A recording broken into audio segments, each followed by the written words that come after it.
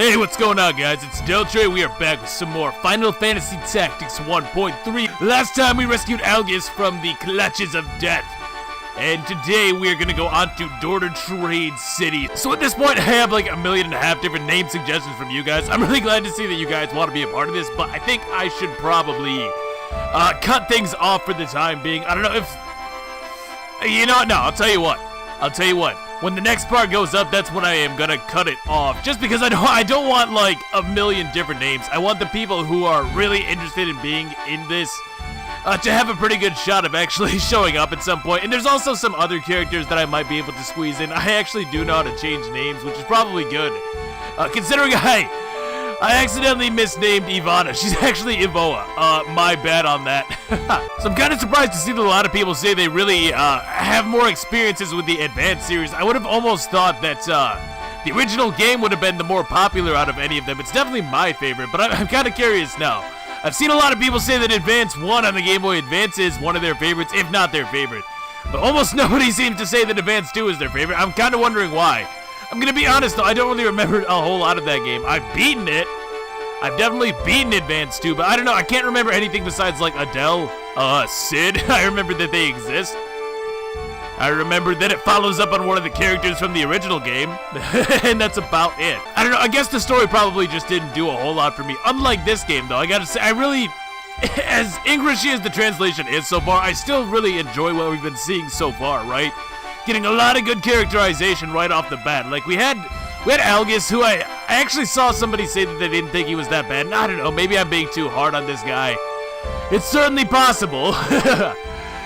I just think that the fact that the first thing he does is immediately demand 100 soldiers from Dysendarg is pretty telling. He just seems kind of selfish, you know what I mean?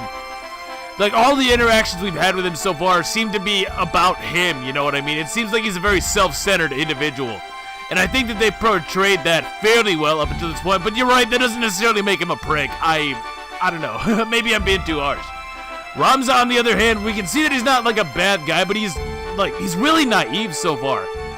From what I can see, like, think about the first battle when he takes on those thieves, right? What he says at the end is essentially, you know, why are you guys thieves? If you guys would have just lived an honest life, you would have been fine. But that just, it's very telling that he only sees the world through his own eyes, you know what I mean? This guy isn't noble. When has he ever struggled to do anything, you know what I mean? He has a difficult time seeing why somebody might turn to thievery in order just simply to survive. Because he has no point of reference for something like that, you know what I mean? He's got his own cushy life, and he's living it up. And I think that, considering we're only a few maps in, the game does a pretty good job of that. Speaking of this game doing a good job, you guys, a lot of you guys seem to really like the War of the Lions translation. So I took the time to read up on a little bit of it, and oh my god, it's actually really good. It's really good. There's going to be a dialogue coming up, not this time, but the next time, that in this game made me really, really hate a certain character. And my god, my god, in the War of the Lions version, man, it is just something else. It is so crazy. It's so insane that I'm probably going to read off of that script just to compare the two, but oh my god, I've never hated a fictional character so much, guys. Anyway, so I did like 2 battles off screen, grinding, just because I wanted to have some advanced class, well, I say advanced classes. I wanted to have the next level of classes available for this battle, because unlike the last 2 battles, this one can conceivably kill you pretty easily if you're underprepared. So what I did was unlock Wizard and Priest for Ramza. I taught him the explosion skill. By the way, the Black Wizard is pretty different in this patch, in that it's not just 4 different versions of the same spell, basically. So each of these do something different, more or less. So you have Explosion, which is like the basic fire spell. It's really, really fast as well. When you... how should I explain it? So the SP is like the speed of the spell, so the higher that is, the faster it goes off, basically. And the little arrow designates whether or not the spell can be reflected or not. Don't worry, it's not going to be Tutorial City this time. We are basically done with all of that. But I did want to point out that the wizard skill set is like totally different than it ever was in the original game, which is cool. I'm glad that it's actually unique. You would have a reason to use each spell in certain situations. Mjolnir is a very good one. It's sort of fast, but it's also really strong single target damage. So I'm probably going to be gunning for that on a few characters. Cyclone is another really good one for the earlier parts of the game especially. It's not that great by itself, but if you have 2 wizards, like I do, it suddenly becomes very good because it adds the float status, for example. And if you are floating, you take more wind damage. So just to give an example of all the different things that the spells do now, we also have Dark Holy down here, which is basically the replacement for Flare. Not really too much else to add. There's some cool ones like Chain Lightning is an instant attack that it's kind of like the Earth Slash ability from the original game, but Lightning Elemental. It goes off instantly and it hits it hits up to 7 characters in a line, basically. We also have Evoa. Whoops, my bad. Yeah, I don't know how I missed that, but I misspelled her. She's also going to be a wizard for this map, but I would like to get Cyclone or Blizzard. Just because Blizzard is like a really, really strong AoE spell that could be very nice. And the fact that these spells all have elements is also very useful because that means they can be boosted. Both Ramza / My G and Evoa now I guess, all have Explosion for this next battle. We also have Cure on Ragnella, which is, Ragnell is apparently already a woman's name, so my bad on that. Could have just stuck with that, I guess. But she's gonna be a priest. I don't think I'm bringing her on this first one, but we can probably do 2. Master Royal is a knight. I also was able to teach throw item to both Master Royal and Professor Colorado, who is a marksman. And I actually picked up a Thief Crystal on one of the maps that I played. So we learned Stunning Strike and Curse Strike, which is pretty cool. I get to learn those for free, which is always great. We also got Jump +1, probably not quite as useful. And I taught him Time Strike with the JP that he started with. But yeah, with throw item on both Professor Colorado and Master Royal, we have some pretty good revival going, so that should be nice. I also have Algus with, like, he only has a weapon and a shield, but I taught him Defend from Night. And because of the way that the game handles speed ties, both Delita and Algus should get their turns first on this next map, which is what I want. And Algus is going to be a distraction because he has the least HP out of everybody that I'm going to be bringing. So the enemy's going to be very, very tempted to target him. Let's get it! Dorter Trade City. Now, if you're like me, when you played this for the first time, if you managed to mess up the first battle as I did, then this would be the first battle that might have beat you for actual reasons. I didn't know how to class change, so I was kind of just rocking Squires and Chemists at this point still, which is not really ideal. How do we want to do this? Yeah, I think this should be good. But yeah, I was rocking like basic classes at this point, and I really do think that in the original game especially, you are sort of expected to change out of those classes by this point in the game. In 1.3, I feel like you can get away with it a little bit longer just because Chemists and Squires are actually fairly decent. Squires particularly got a pretty good buff in terms of how useful their skills are anyways. So we got these 2 right here. More story. I said I don't know. Bullshit! Don't lie to me. I know what you did. Where's Gustav? Where? Oh god, I'm getting flash forwards, guys. I can see where this is gonna go. I don't know. Where's the Marquis? Where are you hiding him? This night, though. Speak! I feel like this guy in the white's gonna be a problem. Something tells me. This is your last chance. Where is he? Oh, he's serious, man. Desert. I see, in Rat's Cellar. So, yeah, the translation is so bad. I feel like if you're ever going to translate a game, you should be required by law to read back what it is that you wrote, just to see if it actually makes sense or not. I feel like that would have solved a lot of problems with this game, in all honesty. Wait, and you know, it's kind of weird because a lot of the SNES Final Fantasies actually had pretty good translations. Like, Final Fantasy VI had an excellent translation, especially for the time. Chrono Trigger had another excellent translation.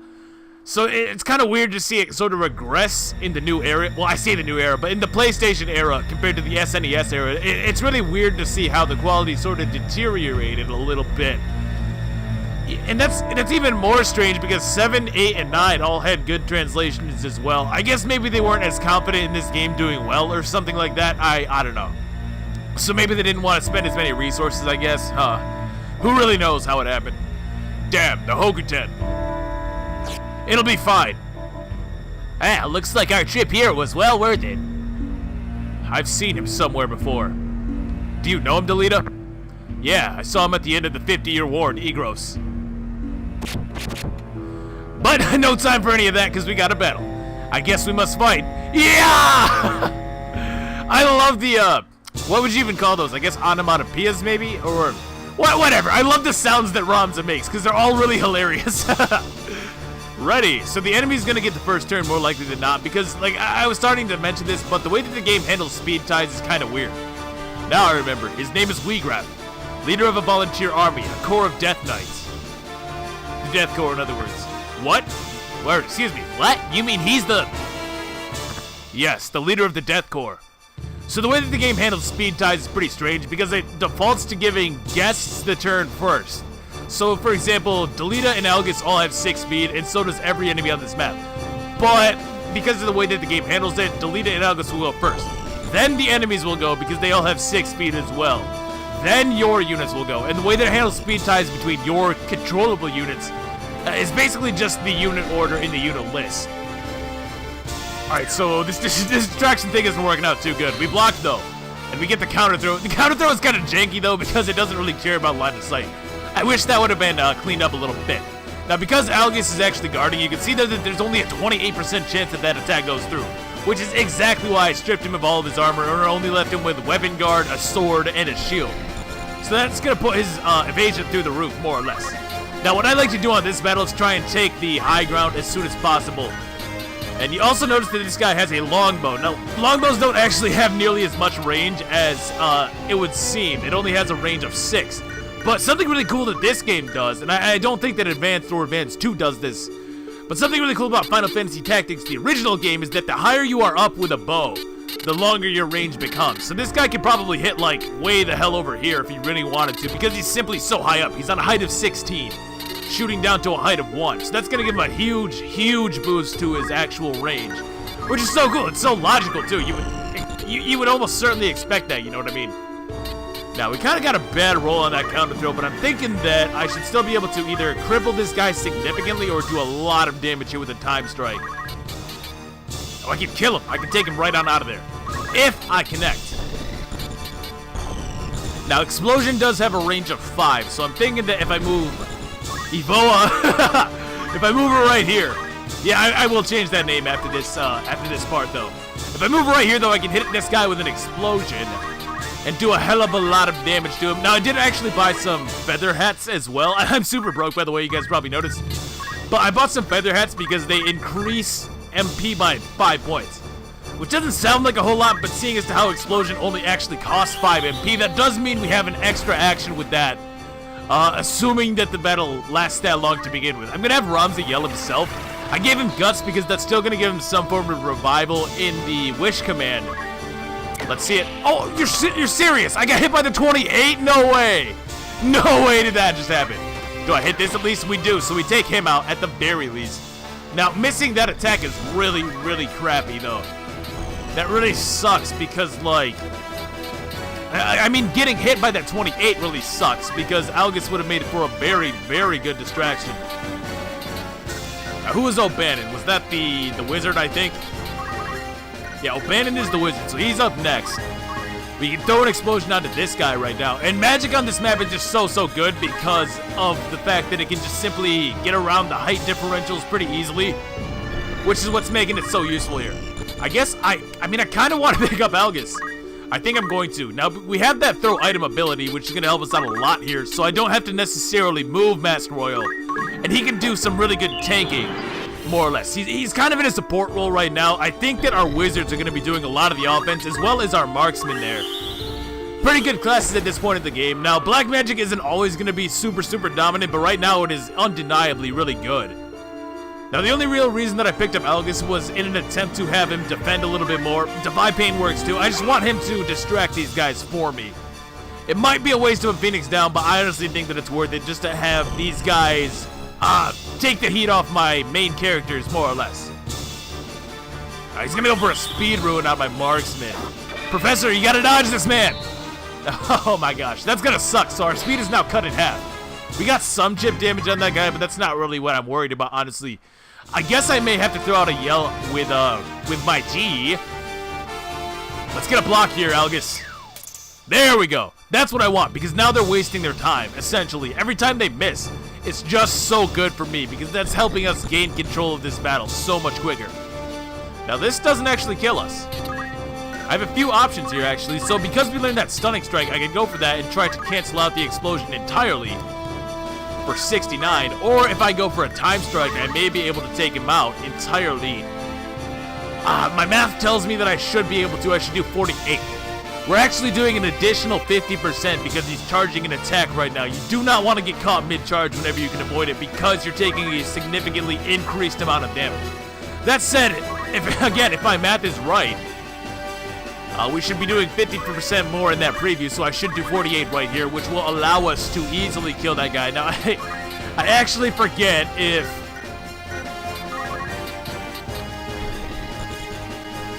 I forget if spells do more damage when you're caught mid-charge as well. If they don't, then going for an explosion right here is definitely the correct move. Now, oh, 1 HP away. Oh, you hate to see that happen, man. I might die from this. I guess we'll see if magic does the bonus damage as well, but I feel like it's just physical attacks. Yeah, it is just physical attacks. So you can be hit by magical attacks mid-charge and not take any additional damage, which is good to know. You can see just how good magic is here on this first map, though. Well, I say the first map, the first real map, and my math was correct. Good, good. Yeah, I think I'm actually going to throw out a... Or I could kill this marksman. I think I should probably kill this marksman. Explosion is, again, a very, very fast spell. So we don't really have to worry about getting this off necessarily. It's almost certainly going to go through when speed is so low. Now, once the enemies start getting faster and faster, it becomes a little bit more of an issue to actually use spells like this. But for the time being, we have kind of free reign over these guys, honestly. They're probably going to kill off a boa right here, I would imagine. No, they're going to go for Algus. Perfect, perfect. That is exactly what we want. I could even honestly throw a potion to him because he's not going to die. Yeah, he's not going to die. And I feel like we have a pretty good handle on this battle right now. This, of course, can go so much worse if you are not prepared. I think that can't be overstated. Knowing what the enemy is capable of and knowing what your own units are capable of is pretty much the key to actually winning this. I think I'm going to... Yeah, I can't heal Algus from there. So there's the line of sight thing. We can actually see that in effect right now. I can't technically see Algus from here. I guess the idea is that I would be catching the corner of this building, so I can't throw a potion to him. So instead, we're going to throw one to Evoa, I think. Yeah, that should be good. I have to change her name, man. I have to. It's gonna bother me if I don't. Oh, you know what I could have done, though? I could have actually went for a magic ruin on that guy, which could have possibly helped us out a little bit here. What I'm looking for right now, though, is to kill that wizard. I imagine that the knight himself actually has some form of revival, but if I can force him to heal himself instead, then I should be able to grab up some of these wizard crystals, potentially. Again, it's not 100% that they'll go for that. No! He broke my helmet! So that's money down the drain, essentially. Now, the dangerous thing about weapon breaks, or... The dangerous thing about break abilities is that they're sort of permanent damage in a way. Because armor tends to give you HP in this game almost always. The fact that I have my helmet broken means that my max HP is now reduced, meaning that I should delete a die for whatever reason, and I revive him. He's not going to be nearly as tanky the second time around, if that makes sense. So, getting your equipment broken, as well as inflicting equipment breaks to your opponent, can be a very, very good way to cripple their ability to stay in the game for long periods of time. Now, at this point, like I say, I'd really like to get some crystals if I can. I'm going to go for a cheer up on myself just to get some extra JP. Oh, Ramza, my man. My G. Speaking of JP, somebody asked if the JP spillover mechanic is still in 1.3, and it is. What that means is that essentially every time I'm taking an action with a unit of a certain class, a certain portion of that JP that I am accumulating will spill over to everybody else who is deployed. So for example, if I'm getting 12 points of marksman JP, then everybody else gets, I believe, 3. It's 25%, if I remember correctly.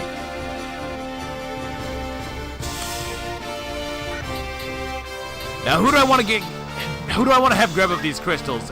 If anything, I think the Masked Royal might want some marksman crystals, and I will have Professor Colorado grab the others. See, I think that's about where I'm at this point. I'm also going to go for a Curse Strike on this knight. Yeah, that is some really good accuracy right there. Do I have good compatibility, or is it just that accurate of an ability? It must just be a really accurate ability. Wow.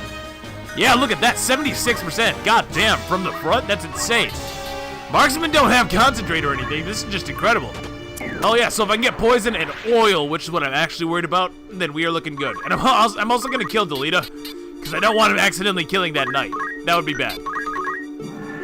So I'm going to send Master Royal after that crystal. And then I'm going to blow Delta the hell up, I think. Oh wow, he didn't even get the counter. That kind of sucks, honestly. I would have preferred Delta to go down here as soon as possible.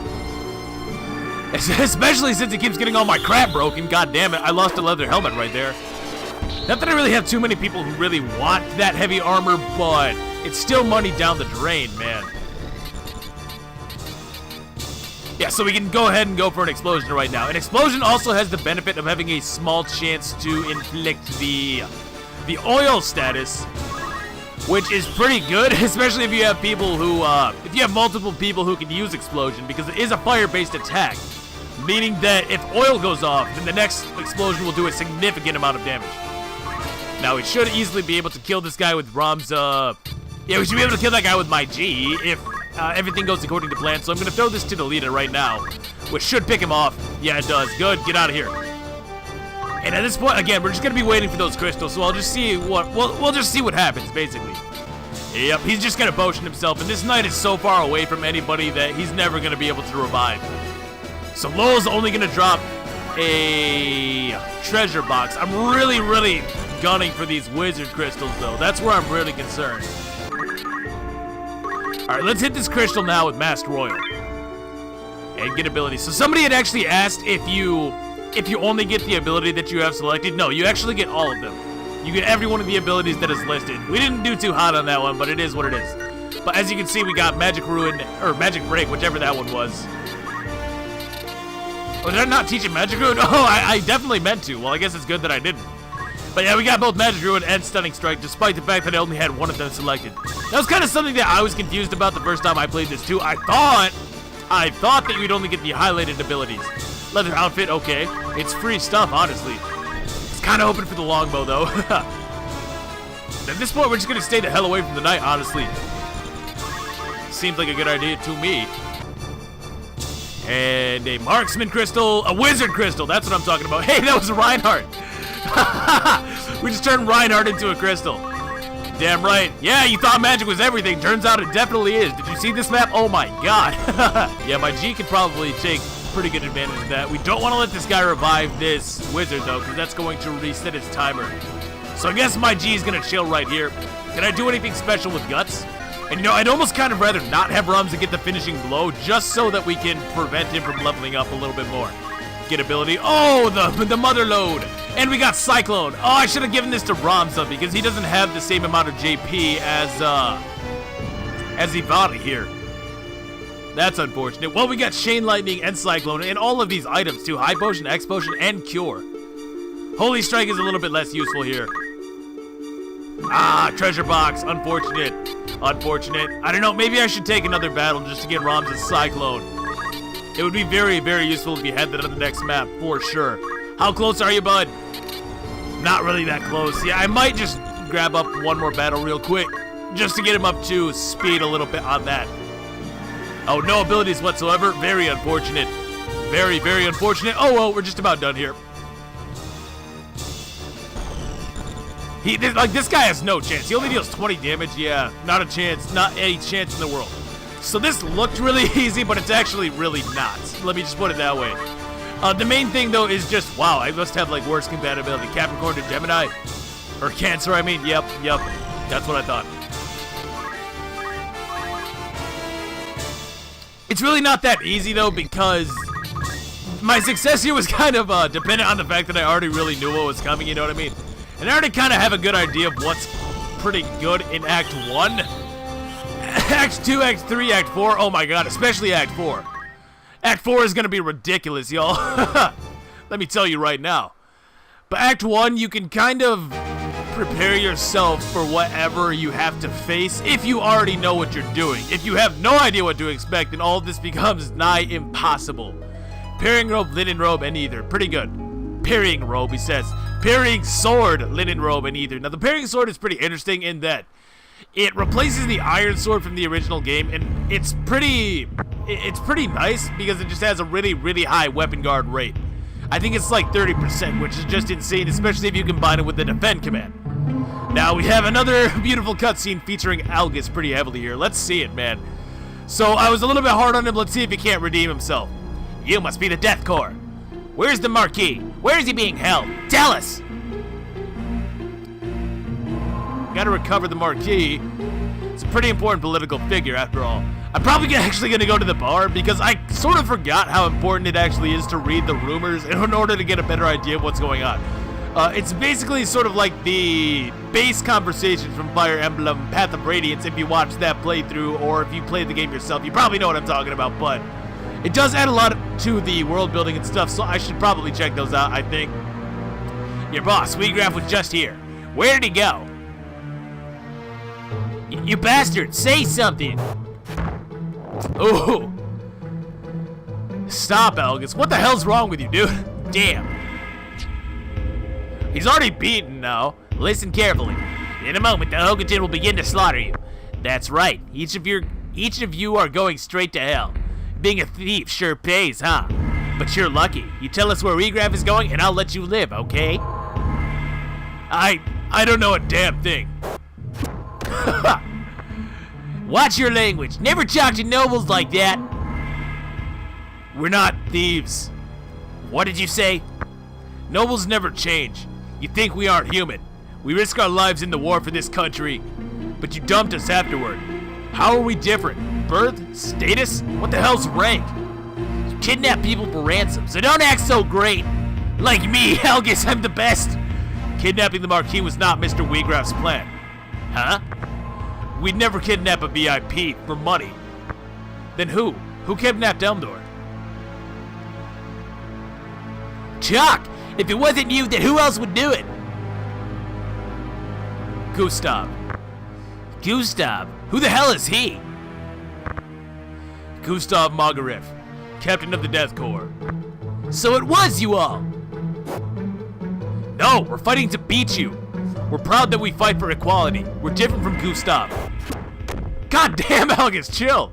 Proud? Bastards! Enough, Algus. Jesus Christ, man. Seriously, we just beat the shit out of this guy.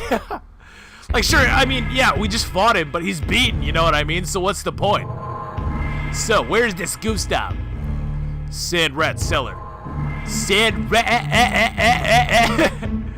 Algus.exe has stopped functioning. Algus may not know what they are since he's not from here. Sand rats only inhabit the Zeklaus desert north of Dorter. What? Was there a village between Dorter and Zeklaus desert?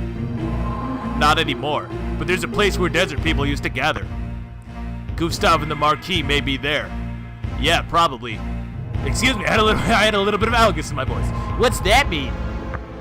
Cellar means a rat's nest. Is that true? Does like the word cellar actually literally mean a rat's nest? I'm about to look this up right here. Hold up.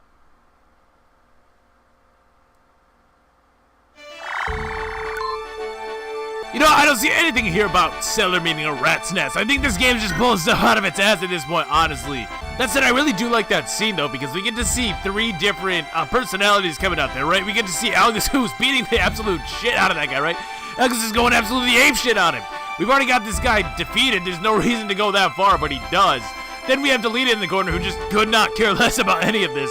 He's just chiming in with his information whenever he feels the need. But other than that, yeah, it doesn't seem like this is affecting him at all. Then we have Ramza here, who's had about enough of Algus' crap at this point. So it's very interesting in that way, because our three main characters are, like, they have totally different outlooks and personalities.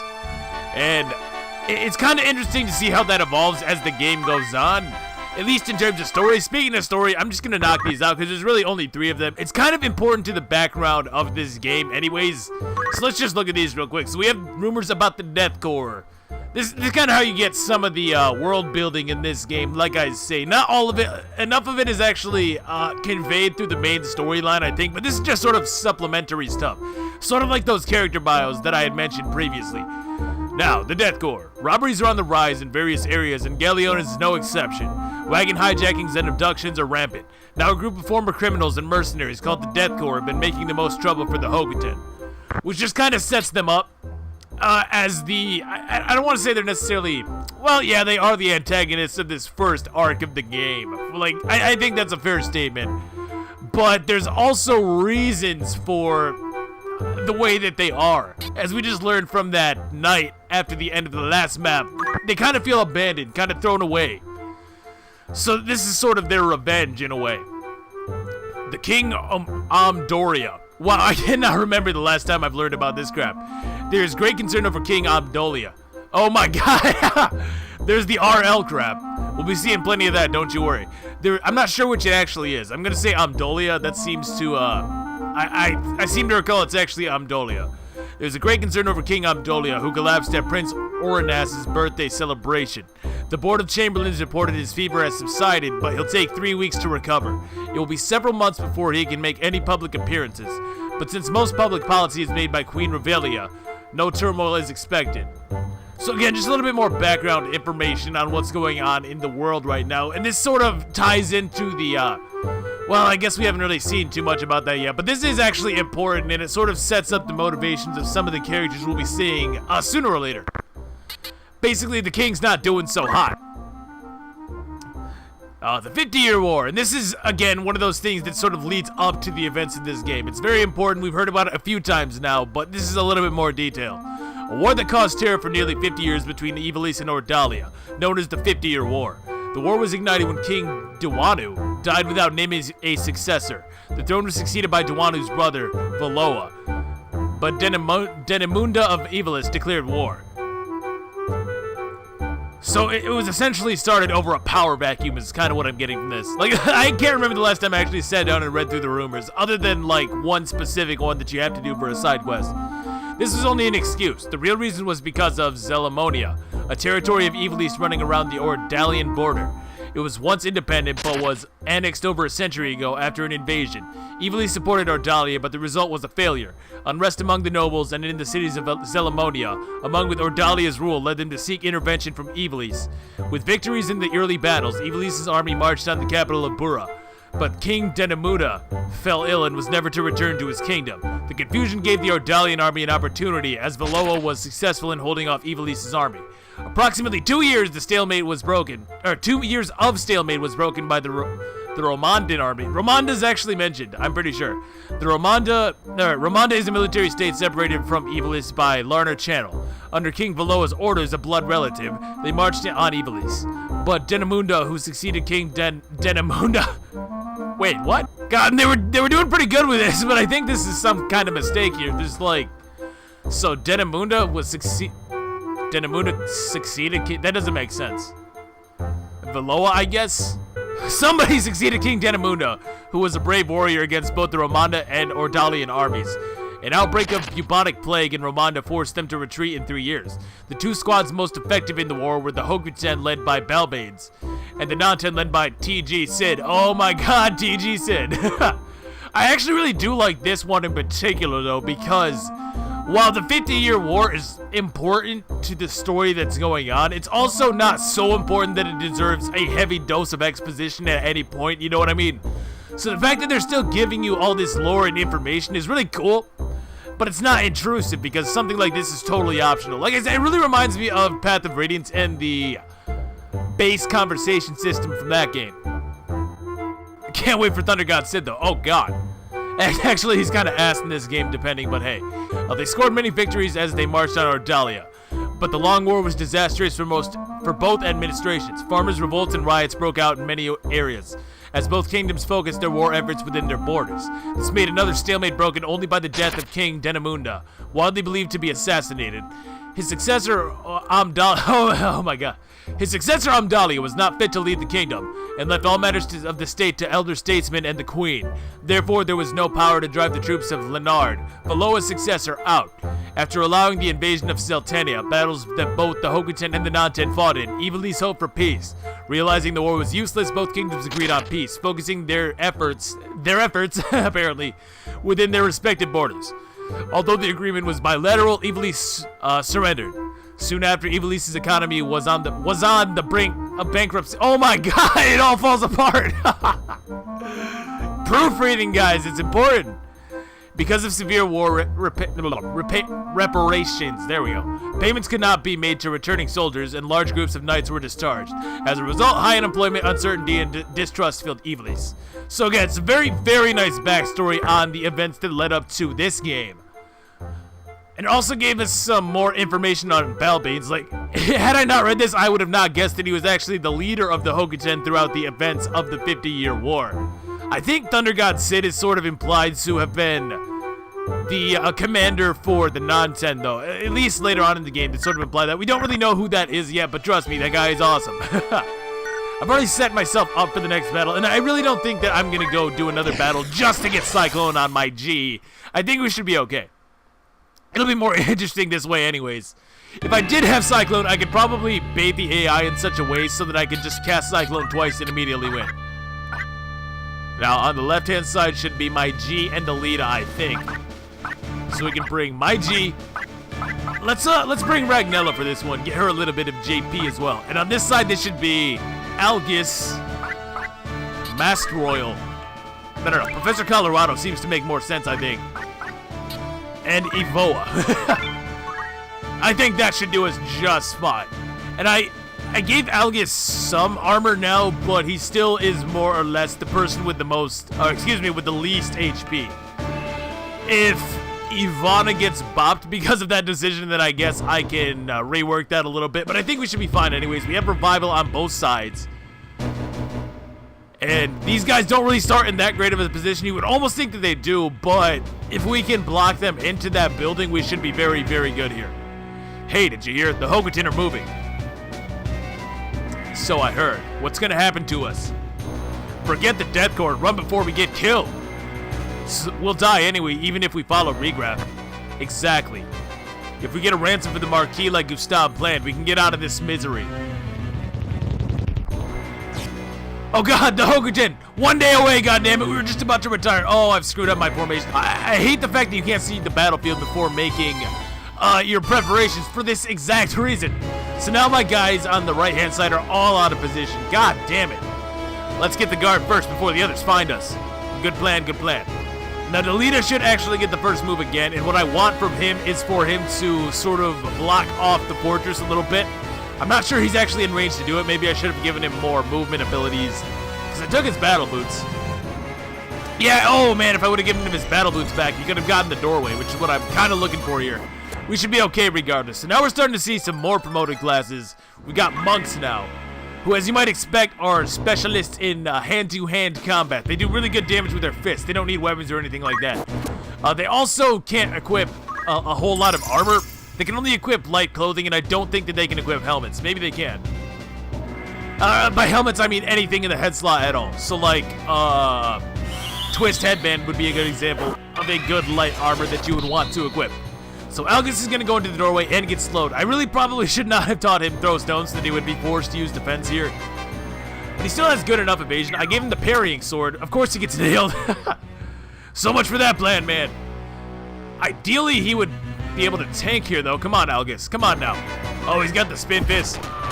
And he, of course, doesn't dodge. Come on, my man. I'm going to have to pick him up just so that I can keep these guys in here so I can blast him with magic a little bit. Oh, not looking so good there. I don't actually have any good reaction for my G right now because essentially I didn't have the money to buy any rods. So he doesn't even have a weapon equipped to benefit from with Weapon Guard, honestly. So that's a little bit sketchy. There we go. Something goes my way. Something goes my way at least. So what's the turn order looking like? My G, Professor Colorado, Ivana. Who's Humphrey? Why is Humphrey so fast? It's probably that night, right? He didn't do anything. Yeah, that's kind of what I figured. Okay. Well, this could have been better. Oh, there we go. Yes, Ragnella. I gave her black magic so that she could do exactly this, honestly. And my G, I think we're going to bail. I definitely think we're going to bail. Now, again, we can take advantage of the fact that magic generally does not care too much about height, any kind of impeding terrain, and we can fire off spells through this wall pretty easily. That's not really good, though. That's not good hit rates at all. Oh, yeah, let's do this. Let's get a explosion on that guy, which will allow for... It'll allow for Delita to pick him off, basically. Now, my only concern right here is whether or not Cyclone is going to be able to do enough. Or I should say, my only concern right here is whether or not I'm going to be able to get Cyclone off before getting this. You know what would be better? What if I Curse Strike this guy, get him with oil? He has pretty good faith. I have bad compatibility with this guy. No wonder my hit rates aren't so hot. But yeah, if I can hit this guy with oil, then Explosion should kill him. Alternatively, no, we'll just go for the Time Strike, honestly. It's a little bit more accurate. This guy must have pretty good evasion, I guess. And, oh, I could have gotten a Cyclone. I still can get a Cyclone. Maybe I want to do that. I'm just kind of concerned about getting hit mid-charge, of course. We don't want that. Now, I am way out of position, which blows. Cyclone does only 40 to that guy, but I can also get some chip on the Monk. But what I think I'd actually prefer to do is go for the Explosion.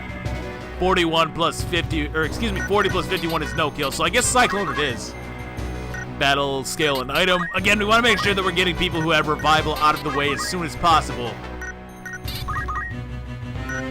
Wherever possible, anyways.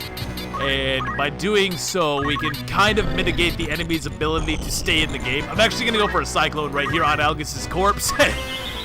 Blow him away, man. So we take out the Archer, or excuse me, the Monk, which is good.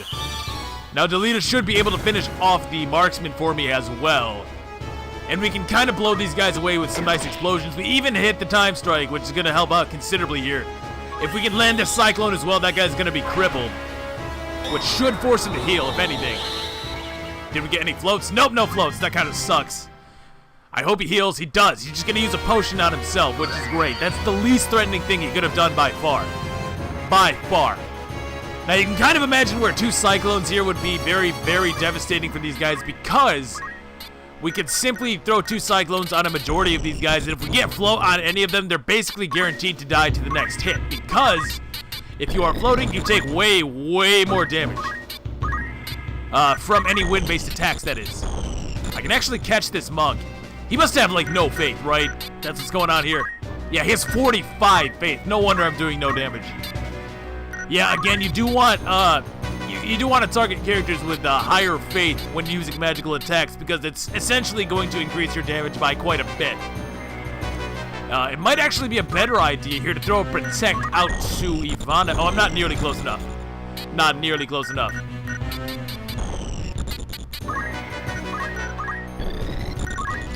Well, what kind of abilities do these guys have? Battle skills, so they might break my MP, which would suck. Now, this guy has such bad faith that I actually think it's worth to just stack some damage on him. Deltre should be able to pick up that Marksman, hopefully. And we even got the oil on the Monk, so even if he heals up, we should be able to take him out. Now, we should have Deltre. What are you doing? Deltre. Oh, thank God we hit. Oh, thank God we hit. Thank God we connected that attack, dude. That Marksman could have been an issue, without a doubt. Hopefully he doesn't break my magic. No, he's going to go for the slow, in fact. Does he hit? Let's see. He misses. That's really good. So that's basically a wasted attack, and we even get some chip damage on that Knight, which helps. Knights have a ton of HP. They're very, very tanky, as you can see. So any kind of damage on them is appreciated. That's going to be the death of Ramza right there, unfortunately. Yeah, that's not really ideal. This guy shouldn't be able to do too much. Maybe like a Wave Fist coming out here. Yeah. So that's kind of just like a ranged fist attack. So it basically does the same amount of damage as a regular attack with the added bonus of being a ranged option. So Ramza just missed his turn. God damn it, my G. I want to start having the Professor head back this way, I think. I could even go for a timed strike on that Knight. I think that's probably the way we want to go about this. Yep. Seems like a good plan to me. We can get a lot of damage on this guy right now by doing this. Now, I can't actually attack this guy. He's not in my range, but by targeting the panel behind him, we can hit him anyways because, again, line of sight is very important in this game. So it's a very cool little trick you can use to sort of help you out when you don't have necessarily the most optimal positioning, you know what I mean? Look at that, 73 damage. God damn, the oil, does oil double damage? I think it does. Good God. Good God. If I hit this Knight with an explosion, do you think that's, oh, it would. I would take him out with a time strike more likely than not. What about a chain lightning right here? Yeah, actually, let's go for a chain lightning. Because I can hit all of these guys. Theoretically. Oh, but he's so goddamn. His faith is just so low. This might have been a huge misplay, actually. Maybe. Man. Well, I think that if I just, like, no. Yeah, this was a little bit poorly played, but I'm just gonna kill the monk, honestly. I shouldn't have moved at all. I should have just killed the monk and then either ran away or done something differently. I don't know. I don't like how I played that, basically. We're still not in range of this other knight, though. He's still in healing mode, so that's good at the very least. The professor should be able to pick up my G here pretty soon. We still have Ragnella as well, who should be able to do some good damage to this knight. Maybe we can even kill him. What's your faith looking like, bud? He's actually got a... Oh, he has so much faith. Do I have bad compatibility? If not, then we can take him out of here. Bad with Virgo and Pisces, but... Oh, no, we are a Virgo. Crap! I don't think I can finish it. And I don't have Revival on my White Mage just yet. Maybe I should go for a heal on Ivana there. That seems like that could be a solid move. Now, Cure is significantly better at healing than Potion.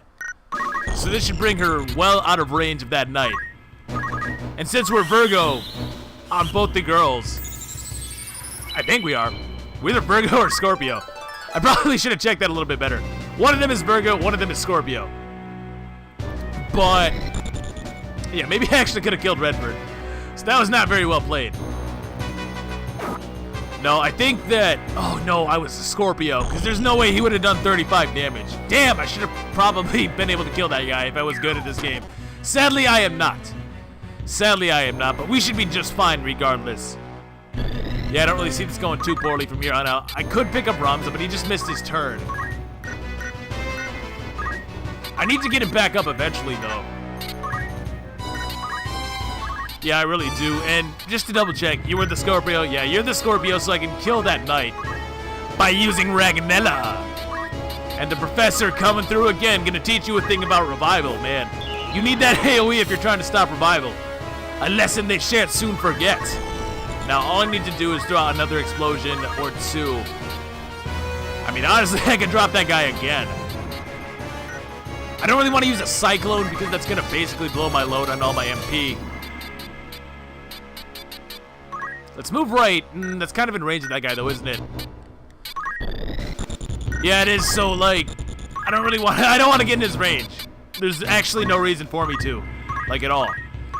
So with an explosion, yeah, I'll just throw an explosion on this guy. Maybe we get the oil. If we get the oil, then we can just kill him on the next attack. I didn't want to go for a Cyclone there because it costs significantly more MP, and that way basically I'm still able to do stuff with Ivana. Whereas if I would have went for a Cyclone, I would just be getting that damage, and then the knight would just heal it all back anyways, so there's really no point. Oh, I blew my load! I have no more healing. Crap. Well, we can draw the knight over to this side. Yeah, we can definitely just draw the knight over to this side. Maybe Delete even wants to do something useful. No? Okay, well, just throw that rock, buddy. You throw that rock. Miss that 90% too while you're at it. Not bad, kid. Not bad. Well played. Well played. Speaking of well played, oh my gosh. Well, my G should be able to get an action here. Finally. Oh, he can shoot over that? Oh, God. Oh, God, this is falling apart. Damn, so he's like stuck in a loop here. Well, at the very least, I can pick up your girl once again. Yeah, I didn't play this very well. I don't really have a whole lot of ways to recover my MP at this point either. Well, in fairness, Ivana actually does have the Ether command, so she can get MP back. But it's the rest of my guys who I'm a little bit worried about with that. We're just gonna keep retreating away from this knight at this point. We can blow up this guy. The other knight doesn't have, well, he does have items. He does have items. That's actually really bad for me, isn't it? Huh. Ooh, I can't really do anything with Ragnella here, sadly.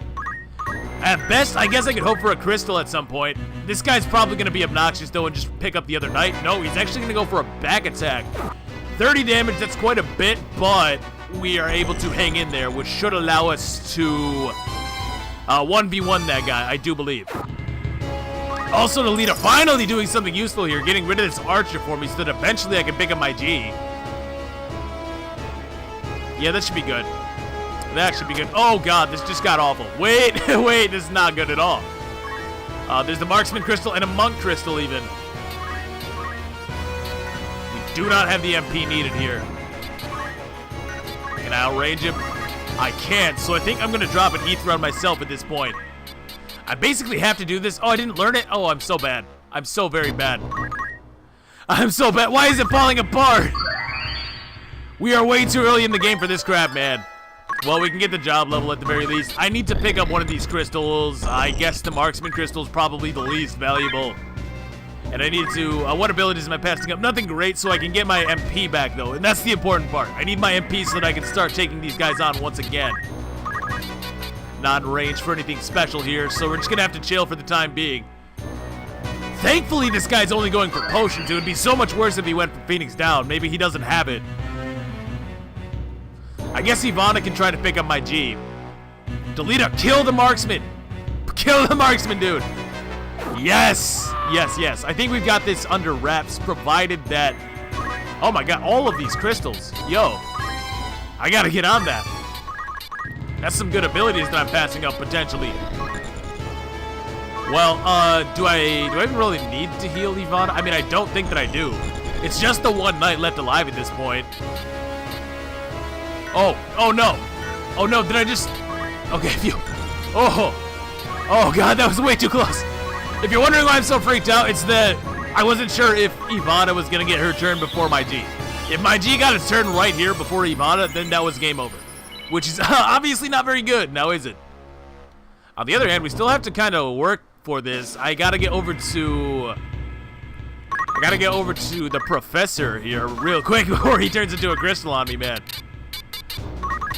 So pick up my G, and my G has Wish, so we can bring him back guaranteed. Now, what was that crystal anyways? Was it a Knight crystal, or... Yeah, I think that was a Knight crystal, right? Or was it a Monk crystal? Huh.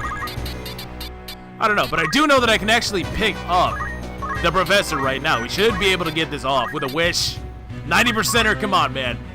Don't you screw me over. Good. Oh, that was a lot closer than I had really intended it to be. Let's hit this crystal, though, see what we can see. Get ability, power grab. These are really bad. We get power rune at the very least. It would probably help out a lot if I actually had Monk unlocked, but sadly I do not. Yeah, sadly I do not. You think I should just try to kill this guy at this point? Honestly, maybe. I can't really get too much out of that Monk crystal anyways, honestly. Maybe like some Knight abilities, though. Yeah, so, also worth pointing out, I guess, crystals can have abilities from any class that would have been required to be unlocked beforehand. So, for example, a Monk can have abilities from Knight and Squire as well. Even if they don't have those skill sets equipped, you can still learn stuff from those skill sets. So it's pretty useful for that. It's pretty useful to keep that in mind. Which is why I kind of want to send Ramza over to get that crystal, just because he can actually benefit from it. My gosh, I'm taking all this damage. Yeah, I'm just gonna... I think we pretty much have this unlocked, so there's really no reason for me to, like, prolong this, you know what I mean? So if I can get an oil on this guy, then that's basically game. It's basically game, because then explosion will kill him. We miss, unfortunate. Let's just keep her in action here. Really no reason to let her go down. And a treasure box, okay. Alright, so Ramza can actually get the crystal on his next move here. No, he's actually out of range. Oh well. So I'm gonna grab this crystal now. Let's see what we get, man. Be a good one. Looks like Power Rune, Mind Rune, Stunning Strike, and Ether. So that's not horrible. That's pretty okay, I guess. And now between all of these clowns that I have, we should easily be able to kill this guy off. No problem. No problem at all. Throw out a Time Strike. The professor's about to teach you a lesson in pain. What about you? What's your JP looking like? Oh, we actually already unlocked Time Mage. Nice, nice, nice. Very, very good class. Very good class. But I still want to be able to, I mean, actually, I might switch her over, truthfully. But I do want to learn some more abilities on my... Deltre. Oh, thank God. I thought he was going to knock him away. I thought I was going to knock him out of range of my time strike. That would have sucked. Yeah, I do want to learn some more abilities, though, on Black Mage before I actually switch out of it. With an explosion and a time strike, that guy should die. Let's get it. We do connect 40, and then explosion should bring us home. Let's go. Good game. So yeah, I didn't get that last marksman crystal, but honestly, I don't care that much. Maybe if I would have had Thief unlocked on some more characters, it would have been more important, I think. So, funnily enough, this map was way more difficult than the last one. Really, though, that was mostly my own fault, though. I forgot that archers can do trick shots and crap and shoot over walls, so... Had I accounted for that, it probably wouldn't have been nearly as bad. Because my G just spent, like, the majority of the map on the ground, you know, doing a faceplant. If I would have been able to avoid that, we would have easily been able to control that a lot better. Regardless, we were able to pull it up. 2,700 gil, a buckler, 500 more gil, and a longbow, finally. Good. Good, so now we can do some sick trick shots of our own. Hell yeah. Now, did these guys have the Marquis or what? Gustav, why don't you give up? Your revolution can never succeed. What we need is food and a place to sleep, not ideas, and we need it now. You only see the present. You have to fix the basics. And you think you'll do that? I don't think so, Wiegraf. Never. Is that all you want to say? Gustav, goodbye. Golly! This was not as well thought out as I thought it was. So we're seeing some infighting, right? If Wiegraf is the leader of the Death Corps and Gustav is the commander, then we can see right here that there's sort of these two separate ideologies going on here. So Wiegraf wants something entirely different than what Gustav wants. Wiegraf actually wants to make a change in the system itself. Like the actual basis for what allows nobles to have their sort of prejudices against commoners. He wants to fix that. Whereas Gustav just wants this sort of band-aid solution where the members of the Death Corps can sort of elevate themselves through society, but it won't necessarily prevent things like this from happening in the future. So I think that's very, very interesting. We're seeing two different sides of these, like a similar affliction, right? They're both commoners. They both feel the same betrayal from the nobility. But the way they go about changing things is entirely different, and I like that. I like that. Too bad for Gustav, though. He's done. Oh, yeah, he's very dead. Wiegraf. Marquis. Freeze. You bastard. You say that a lot, man. Stop it, Algus. Learn a new catchphrase. It's getting old. The Marquis is all right. Take him back to Egros. What? Kidnapping wasn't our goal. We never stooped to such acts. You can have the Marquis if you just let me go. Well? Don't trifle with us. You can't beat us. Stop it, Algus. He's serious.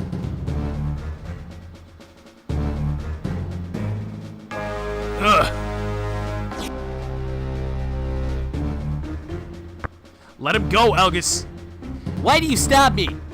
The Death Corps will destroy itself. Don't risk it. I actually like this line from Deltre too, because he's pretty smart. I think he kind of pieced together what went down here, because Gustav is dead over there. And like, we didn't do that, so who else could it have been? Besides Wiegraf, you know what I mean? So I think he's kind of picked up on the fact that there's some infighting going on, which makes him seem like a very clever individual, honestly. Ugh! And I think even Algus kind of accepts that he's right. He's all right. Weakened, but no serious wounds. Let's go back to Egros. Alright, so we got the Marquis back. Hell yeah, I am so sure that we will be rewarded for our good deeds. But, all that said, that is going to do it for me. So, thank you for watching. I hope that you enjoyed. If you did, please consider leaving a like rating. Helps me out tremendously. I'm glad to see you guys are enjoying this game as much as I am. Like I said, though, I am kind of curious from people who have played other games in the series, what makes your favorite your favorite? I know a lot of people said that Final Fantasy Tactics was fun for them because it's a very simple game compared to this, which is true. It's very streamlined. I saw some people say that they like the min-maxing in that game, which is in this game. The system is a little bit more complex. I don't really feel like it's worth talking about, but I can see why people would be more attracted to advanced as well. But just the storyline in this game even with the rough translation that it has, just does it for me, whereas Advanced takes a little bit, well, I should say Advanced is very, very jarring, especially coming off of this game. Anyways, like I say, that's it for me, so I will catch you guys later. See you then. Peace.